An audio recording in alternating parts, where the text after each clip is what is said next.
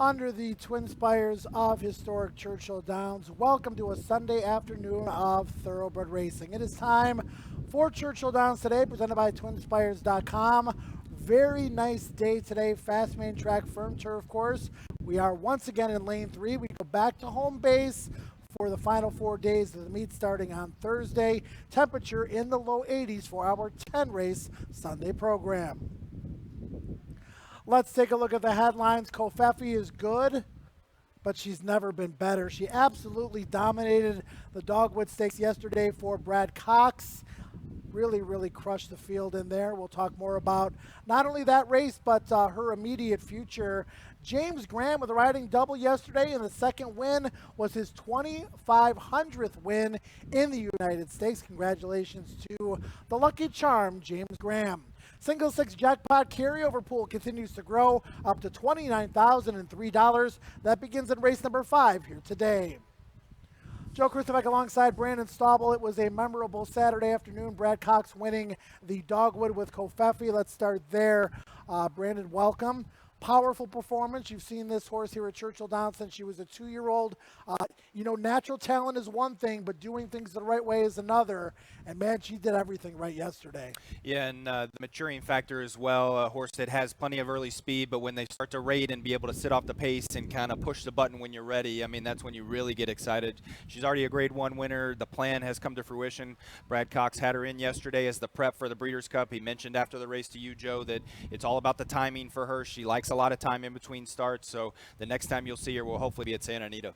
And we don't know who she's going to be running against. We have some idea, but in your estimation, as a 3-year-old filly, is she a horse that you're looking to maybe back Breeders' Cup weekend? Absolutely. I think she's one that you have to keep in the mix. We never know who's going to be there. Now, going 7 furlongs, cutbacks are always a big factor for me. I like the horses maybe cutting back from 2 turns with a nice tightener with tactical speed. But until they get into the gate, we know who's there. You have to keep her in the mix. Larry Jones, Sophie Doyle, that was fun yesterday, right? Yeah. The Cotillion with Street Band. Yeah, it's nice to see them keep the same rider on, and we've heard Larry Jones mention that no one else can ride this horse but Sophie, so it's nice to see that human equine connection there, and congratulations to them. Tough loss for Mr. Money, Gabe Zayas. I thought he rode a perfect race. He kind of found himself on the lead after Improbable broke slowly. Engaged at the top of the stretch. Gabe had plenty horse left, but simply got outfinished late. Yeah, and Mr. Money had to do the dirty work in there. I mean, I think you have to take that into consideration. The last couple of times he's been able to sit a couple links off the pace, kind of let the others do the dirty work in there. Had to go to the lead yesterday, but I thought it was the right decision. Broke well, nobody was going, so instead of the horse maybe getting a little rank under hold, Gabe just kind of let it out a notch. And he did relax a little bit. He was a little headstrong, but that's just Mr. Money. And how about the Indiana Derby? The 1-2 finishers from the Pennsylvania Derby yesterday were 1 and 3 in the Indiana Derby, so maybe that race a little more stronger than we thought originally. Yeah, no doubt. Let's take a look at the jockey and trainer standings entering the Sunday action.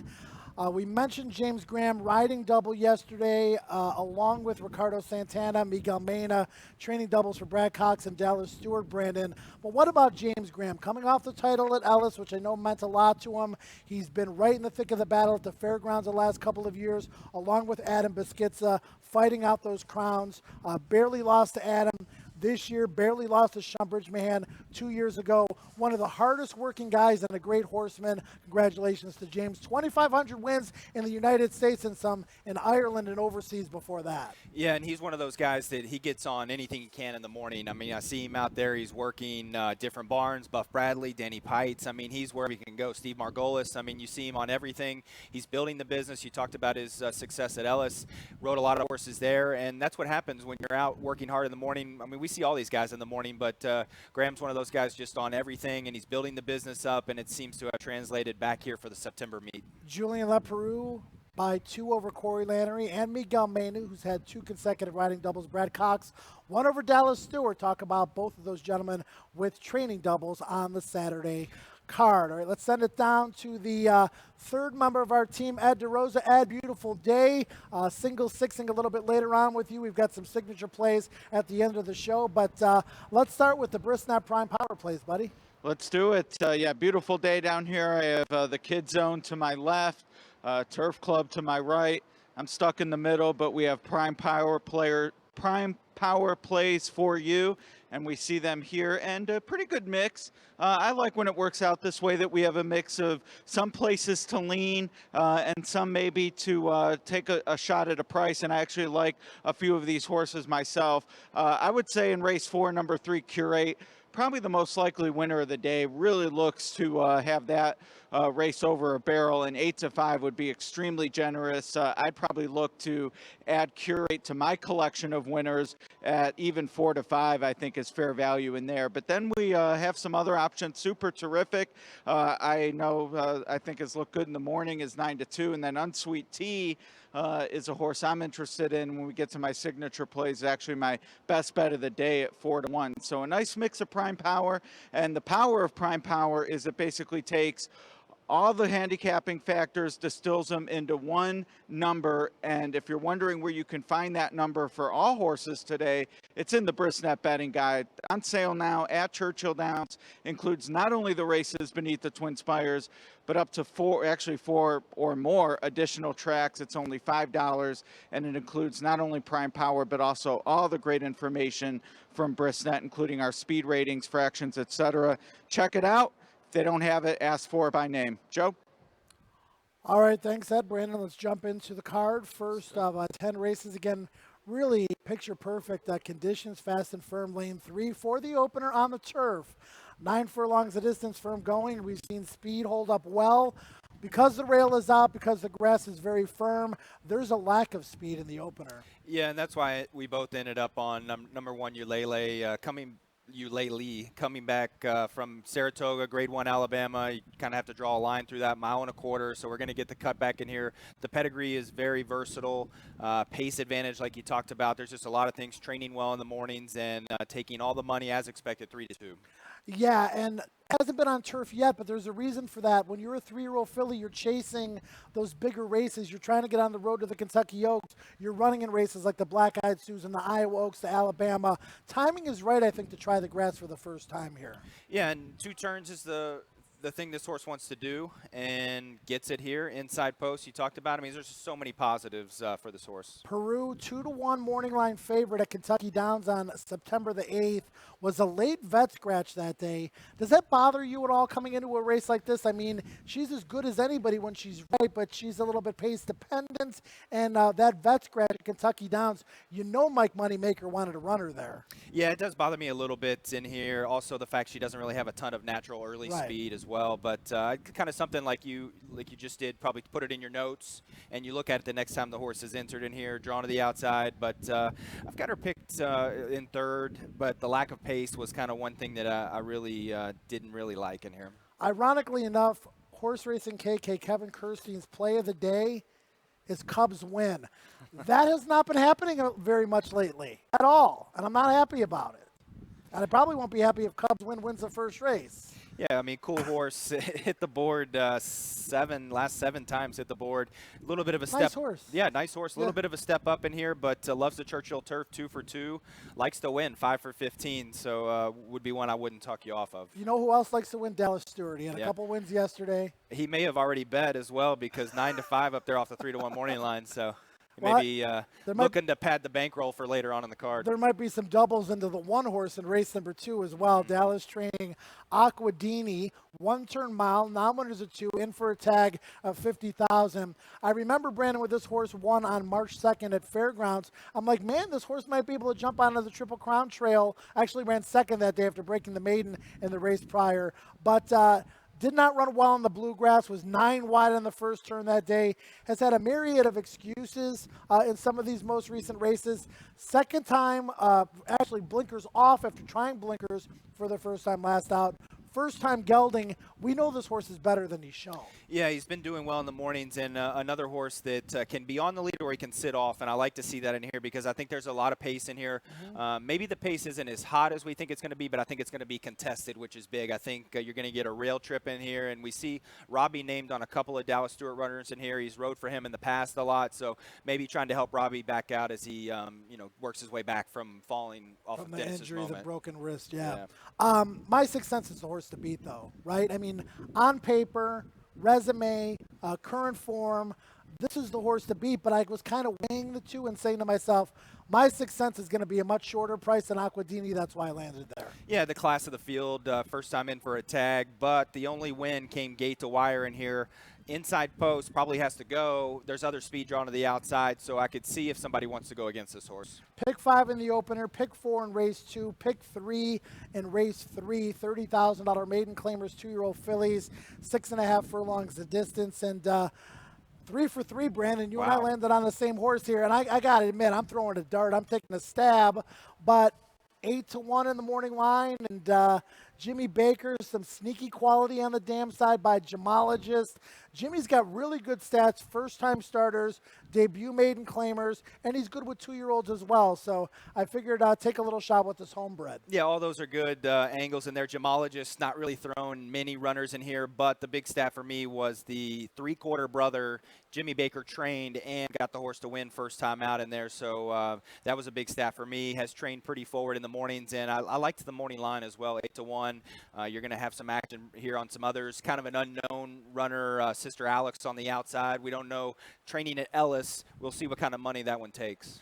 You and I both landed on Norm Cassie for our second pick, Cardinal Hill Racing. Norm, winner with a 2-year-old in the maiden claiming ranks yesterday. He was naughty. Yeah, naughty Alfred. Yeah, naughty Alfred. 2 for 5 lifetime as a 2-year-old was the Damn Italian Rose, and the placement makes sense. I got a feeling Norm's got another live one here. Yeah, this has kind of been the MO the last couple of years since Norm went out on his own. We're going to the OBS 2-year-old and training sales, picking up these horses for anywhere between 20 to 50, and horses with speed. He brings them in here and he places them appropriately. Now, shaking it up. Used to run for Baffert. The shaking it ups are actually showing a lot of speed early on. You were out of a forestry mare. You figure speed on speed with a trainer that likes to train for speed in here, so you have to, I think, keep this one in the mix. I'm also being told it's Norm Cassie's birthday by Kevin Kirstein. Thanks for that tidbit of important information. It's always nice to get a birthday picture. Yeah, definitely, and no problem either with having Tyler Gaffleone aboard. Right. Race 4. $40,000 claimers, very competitive race. 6 furlongs is the distance. And Brandon, in this race, there looks like there's a little speed. You've got D squared. You've got Curate, who's going to be the favorite. Racer has a little pressing speed, as does Mr. Ashley. First off the claim, Tom Amos. James Graham off the 2,500 yesterday. Mr. Ashley's a horse that I've always thought has had a lot of talent, who may be able to achieve a little bit more than he has in the past now. Yeah, the biggest concern for me picking this horse on top was that kind of doesn't want to win that much. We'll 3 see, wins, yeah. But class-wise, look at the race 3 back, was second to Wilbo, who ended up winning a stake, I believe, out of that race. Now, the other thing, too, is 6% trainer Adolfo Macias had this horse. You go to the Tom Amos barn, who we know can improve a horse in here. So for me, that was a big jump up. Yeah, monstrous first off the claim stats, 27%. And yeah, I got a feeling Tom has this horse in the right position. That clunker back on May 30th at Churchill, major excuse, squeezed back at the start, lost 4 lengths, was wide thereafter.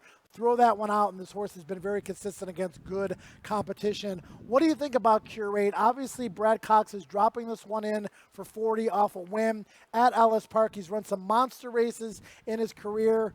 Willing to lose the horse for 40, though. Yeah, it's a little suspicious in here, but looks like he's needed some time in between starts in here, so maybe they figure, we're kind of done maybe trying to manage these issues. It's time for someone else to kind of move along, but let's pick up the win as well. I mean, had a hard time deciding, almost thought about even tossing the horse because it does look a little suspicious in here, but so much speed and so much back class, I think you have to keep the horse in the mix. Yeah, I mean, Brad Cox wins with these kind. It's cutting a little fat off the barn at some point as well.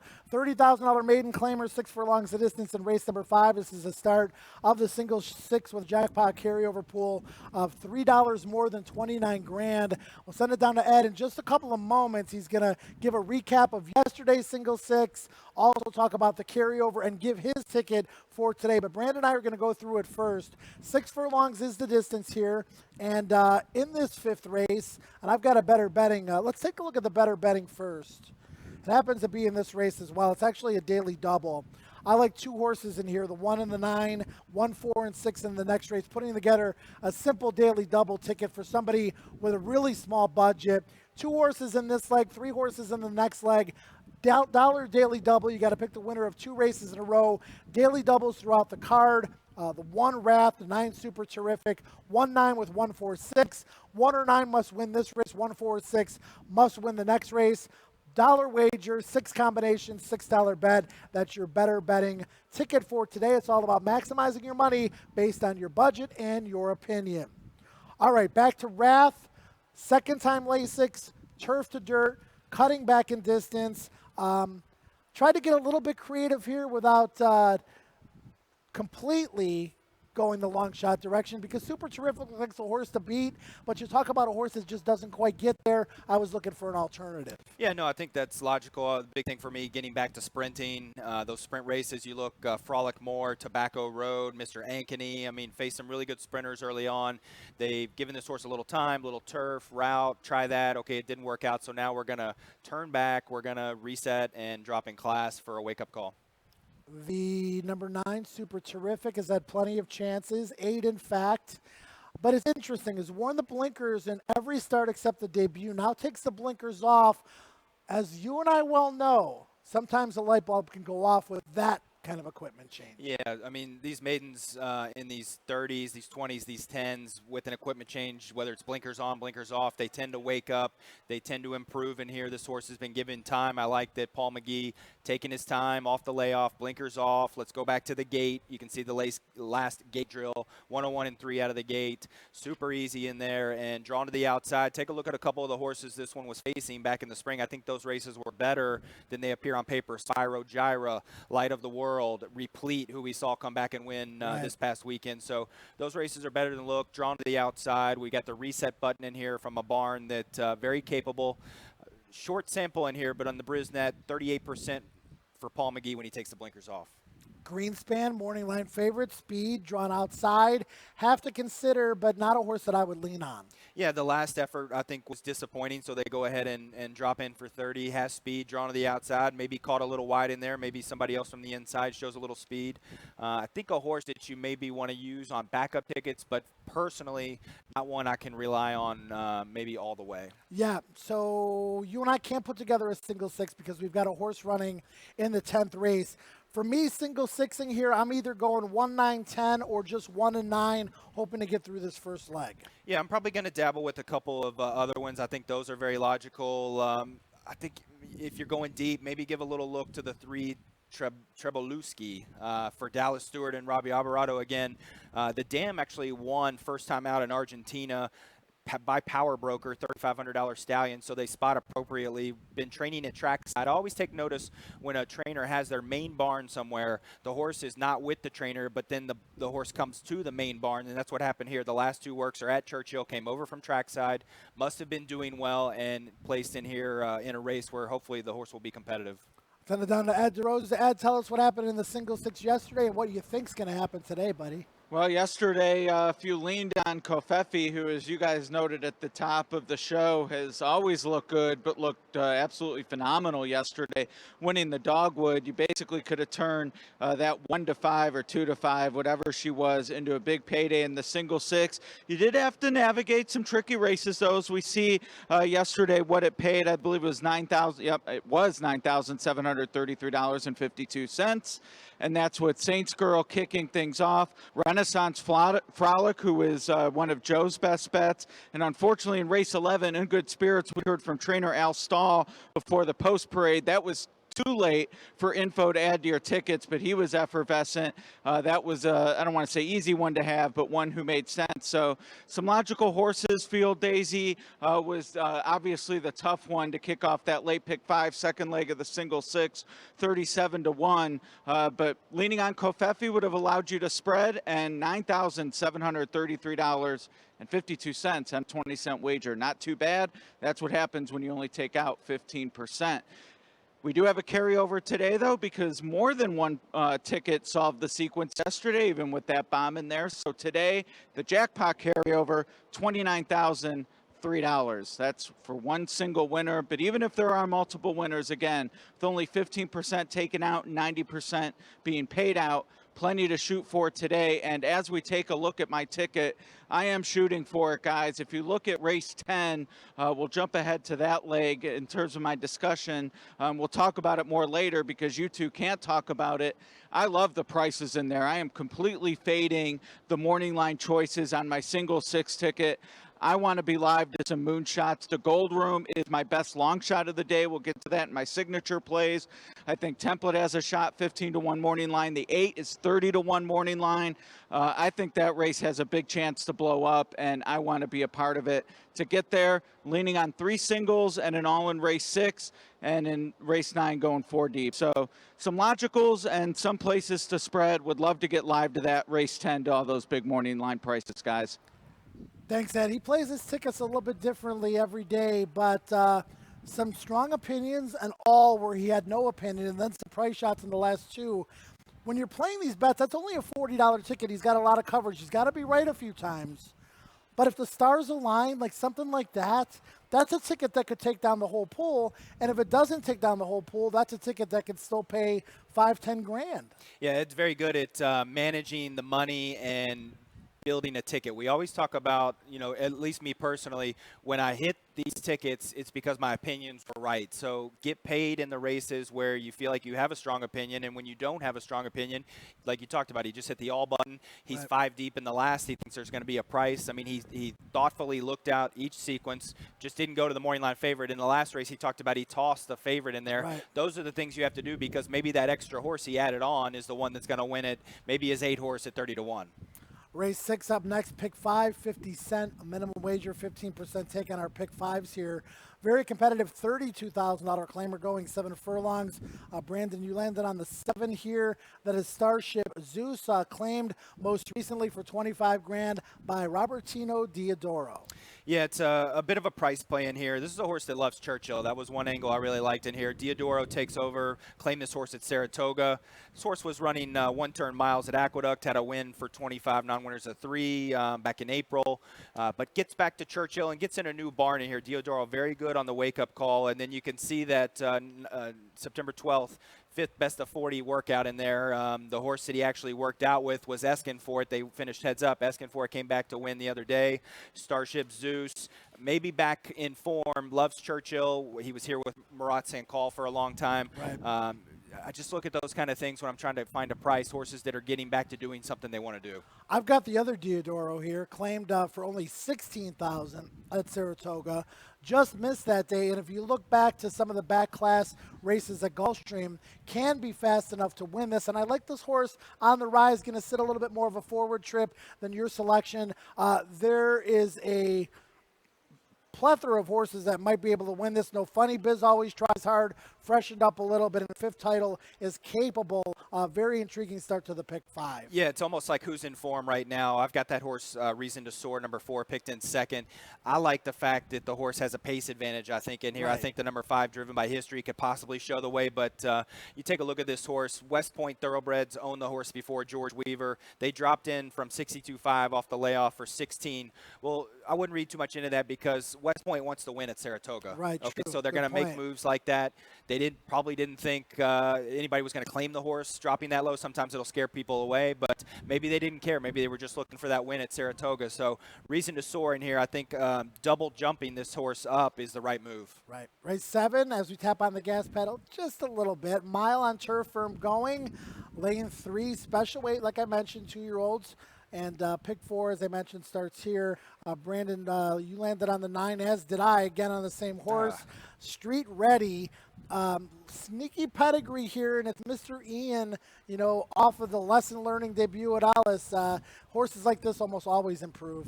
Hopefully we won't kill the price. I thought I was being a little sneaky with Hey, this man, you play had in 5 here. winners last Sunday. I'm just happy to be on the bandwagon on a lot of these. I thought we were being a little sneaky in here. Now the dam was stakes placed for Graham Motion on the turf. We're not getting 8-1. No, so more than ready. They paid $240,000 for this horse. If you go back and watch the race in here, the horse actually got a little bit shut off early on in the the race and shuffled back. Brian Hernandez was aboard that day, switched to Landeros, not a big problem in here, but I think this horse will improve getting on the turf, probably improve with 2 turns, and hopefully the price will be right. Yeah, the dam is a half to Lady Digby, was a graded stakes winner on the grass by More Than Ready. On the turf today, they paid a big ticket, 240 grand for this individual. Lady Genevieve is going to probably be a pretty defined favorite. Although the horse won and disqualified at Kentucky Downs, I did not think that was a strong maiden race. Larry Jones, first-time starter, wound up getting placed first, but the overall quality of this race versus the overall quality of that race, I think this one is stronger, and I think Lenny Genevieve is probably going to be overbet. Yeah, and you're going to have to deal with the outside post as well, and sometimes you just don't know about how good that form was at Kentucky Downs. Obviously, many horses want to go for those big purses, but sometimes the fields look so big and you think they're so talented, like you said, but maybe they weren't as talented as you thought. Now, the pedigree Mr. Speaker out of a Curlin Mare, the horse should handle the 2 turns in here, but there are questions, and it just depends on how short of a price you want to take. Yeah, an extreme outside post as well. All right, 7.5 furlongs the distance on the dirt in race number 8. Maiden claiming 20s in here, and surprise, surprise, you and I are on the same horse again. Number 8, Wedding Bell. Thought maybe a little bit sneaky with Ethan West, not a household name here in Kentucky, but a high percentage trainer, and I thought this horse fit the spot very well. Yeah, and how about, I believe this is Dr. Hunt over at Haggard that owns and breds the horse, so really cool angle there. I like the fact, too, Leandro Gonsalves comes in to ride the horse. I mean, I believe that was his only mount on the card. I could be wrong, but love turnbacks in these kind of races in here, horses that are maybe kind of backpedaling late. You get a horse that's turning back from 2 turns. 7.5 is a weird distance. We don't run it too much in here, especially for maiden claiming 20s in here. So drawn to the outside, a little bit of tactical foot. I think he's going to pick up the pieces late. Hopefully a few of these are going to be backpedaling. Second race back off of a brief freshening. The 2 dirt races hit the board. Again, Cosley drawn on the outside, like you mentioned, with Cat Tactical Speed. Same horse, a lot of the same reasons. Race 9, mile and a 16th, first level allowance race, and we're not on the same horse here, but we've got the same 2 horses just in reverse. You landed on the 4 here, that is Gorgeous and Rags. I landed on the 5, Nikki Beach, just thinking she looks like she's going to get loose on the lead. Yeah, I think so. She's going to be tough. The distance will be the question in there. Can she handle out of a Tiger Ridge mare? It'll be close, but she will have tactical advantage. She's shown class before. And here I ended up on Gorgeous and Rags. I like the improvement last time. You talk about equipment changes just a little bit ago. Source added blinkers for the first time last time. Drew off by 4, was wide that day. Given a little brief freshening in here, but should love every bit of the ground. They tried to get this horse going long, 1.25 miles before. You actually see Job Security was in that race, came back to run second the other day. So I think Gorgeous and Rags is going to get a good trip, has some tactical speed, but you're right, I have Nikki's Beach in second. If she gets away early and unchallenged, she could be tough. Lucky Move was in good form at Churchill Downs prior to going to Saratoga for the summer.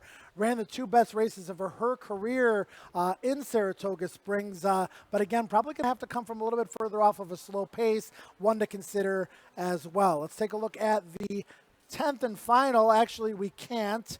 2,806 in the high 5 carryover pool. Brandon and I have interest in Template with JS Stables and Brilliant Racing. So full disclosure, can't talk about this race. Perfect time to hand it off to Ed DeRosa to talk about the 10th and give us his signature place for the day. Ed?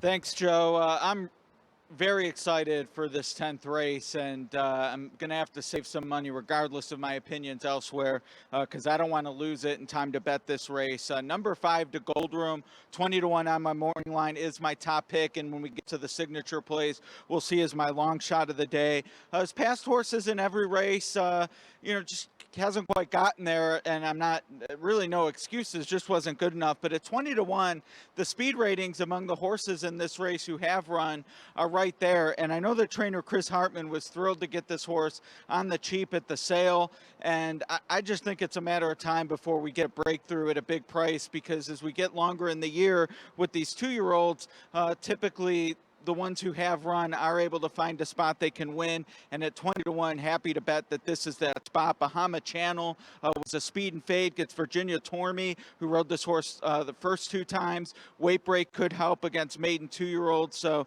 5 and 9 for me at big prices are 2 I like. And then Template and Atlas Moon, as we saw in my single 6, big prices as well that I like. Let's take a look at my signature plays now, which, as I hinted at, include the Gold Room as one of my long shots, 20-1 in race 10. My best bet of the day, however, is Unsweet Tea in race 7.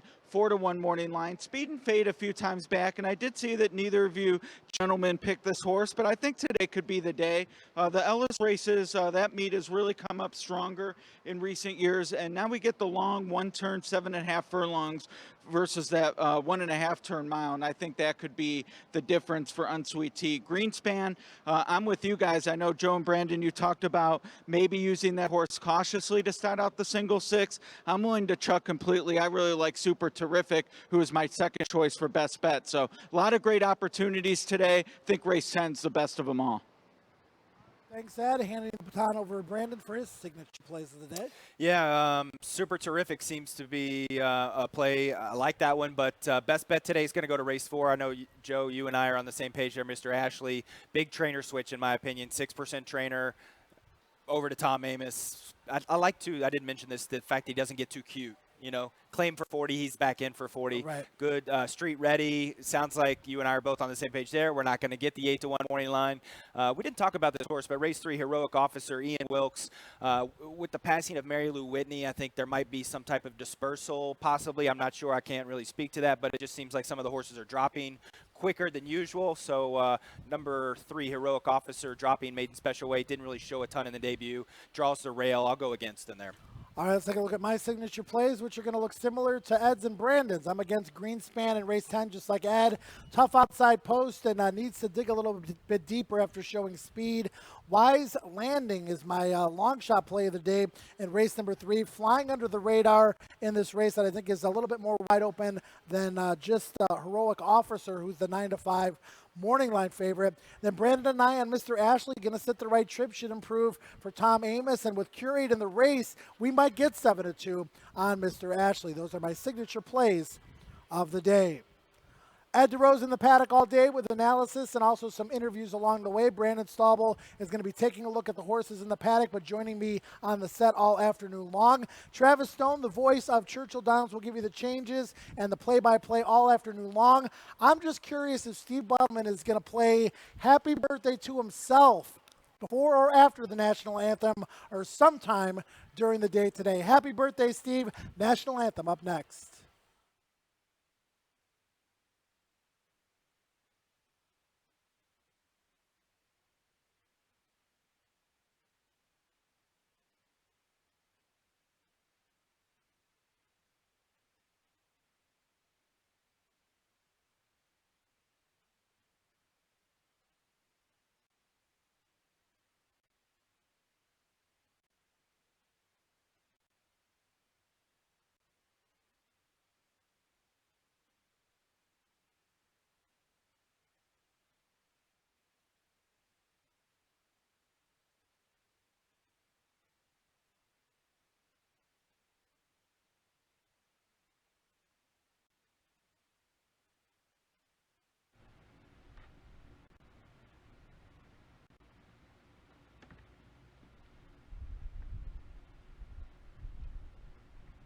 Good afternoon, everyone, and welcome to Churchill Downs.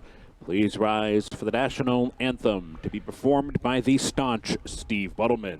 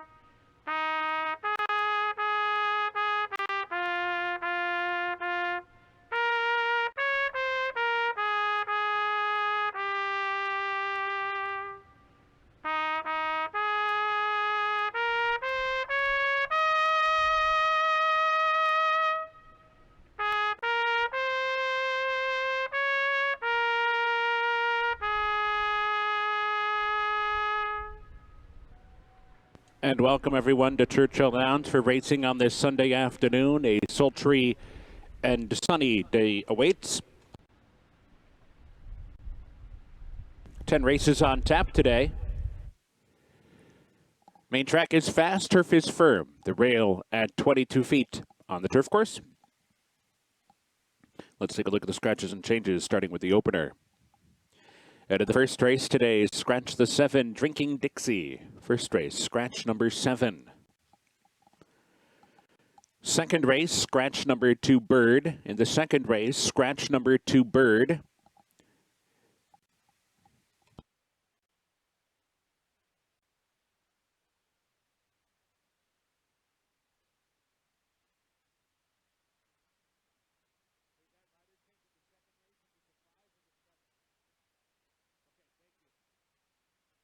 Note that the rider change in race number 2 is on number 5, Peppered.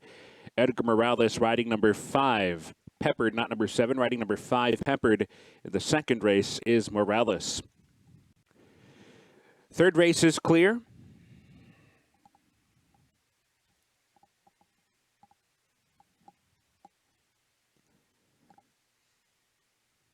Fourth race is clear. Race number 5 starts the single 6, the carryover, more than $29,000. The single 6, more than $29,000 in that carryover pool. No scratches or changes in the first leg of that wager. Same for the 6th race, so turn to race number 7. 7th race starts the final pick 4 of the day. Scratch 11, Checkmate. Scratch 11 from the 7th. Some scratches and other changes in race 8. First off, couple of scratches. Scratch the 5, Lil Shopper, and scratch 9, Scotty's Folly. 5 and 9 out of the 8th. A rider change for number 13, April entry to Aaron Court, and the weight will be 118. Aaron Court rides 13 at 118. Also in that race, scratch the 14, Lady C. Scratch the 14. The 9th race is clear. 10th race has a high 5 carryover of more than $2,800. Scratch 11, Lewitt, out of the 10th. The 10th race, scratch number 11, Lewitt. Fast and firm with a 22-foot rail and the opener in 23 minutes from now. Best of luck and enjoy the afternoon here at Churchill Downs.